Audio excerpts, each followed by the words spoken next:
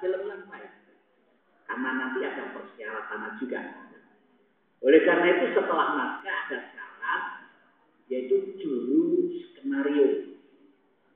Skenario juga termasuk skrip perkembangan terakhir dari naskah. Jadi saya ulangi, kolektivitas pembuatan perfilman tadi itu dari naskah ke skenario, pentingnya juru kamera gitu. Juru kamera penting.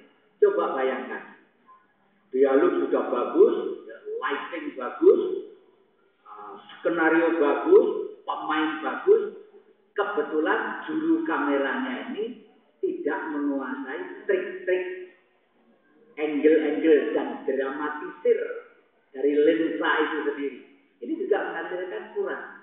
Apalagi kalau kurang peka terhadap pencahayaan, fokus, dan lain sebagainya.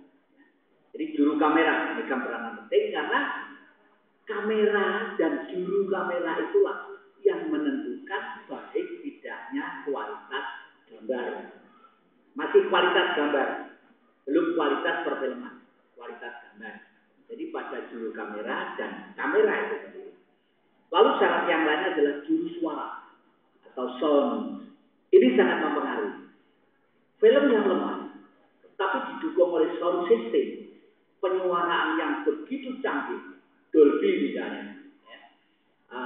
Pada waktu kita membuat kreatif tentang gunung meletus, ya, katakanlah itu miniatur, dibuat ke meja ini, gitu lah, ya. Terus kita buat di sini ada ledakan, dibuat ini, gitu. Pada waktu disuting, ya kesannya cuma itu, oh itu kreasi teman-teman, kreasi kawan-kawan, gunung yang dibuat miniatur, tapi karena syutingnya begitu bagus, ledakannya bagus, seperti Gunung Semeru betul-betul. Akan lebih dahsyat dari Gunung Semeru kalau ini nanti diberi suara, didabing oleh efek gunung meletus yang dahsyat. Apalagi diputar di gedung 21 seperti itu. Wow, itu orang itu lupa kalau yang dilihat itu miniatur gunung buatan yang hanya sebesar meja ini. Karena si penonton sudah ditipu telinganya dengan sound system yang begitu sangat dahsyat tadi itulah. Inilah pentingnya pengambilan suara ini juga harus bagus. Dan ini sering ada titik kelemahan. Titik kelemahan pengambilan suara ini biasanya dikatakan oleh si juru suara. Ini juru pengambilan suara ini tidak teliti atas getaran-getaran gelombang pada waktu pada waktu pengambilan. Misalnya si A dialog dengan B. Pada waktu A ngomong, ya, itu volumenya sampai volume 8, begitu. Lalu nanti cut, ganti kamera pindah, fokus ke B, objek yang akan syuting. Ini juru kamera, juru suara harus tetap menjaga volume. Jangan sampai 8 itu lalu di sini ke 4 karena posisi tidak berubah, posisi naik, ya. Ini dibiarkan saja. Sutradara tidak akan melihat ke sana.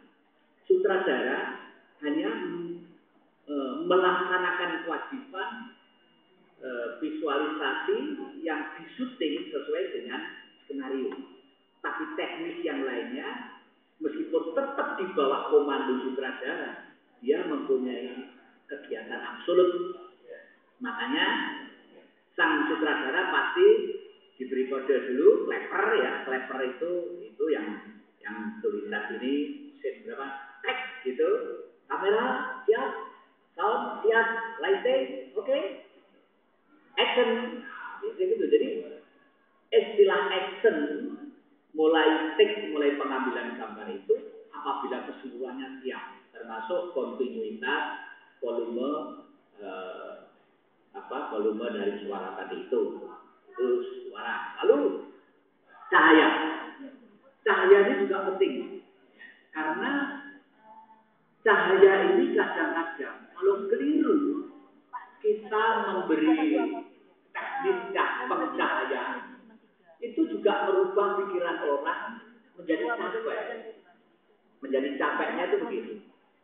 Suatu saat di ruang ini kita syuting, jelas pencahayaan banyak dari sana, karena sana banyak tertutup, ini jangan jendela. Artinya gedung yang seperti ini itu perlu cahaya yang paling tidak untuk menyeimbangkan gambar supaya gambar itu utuh.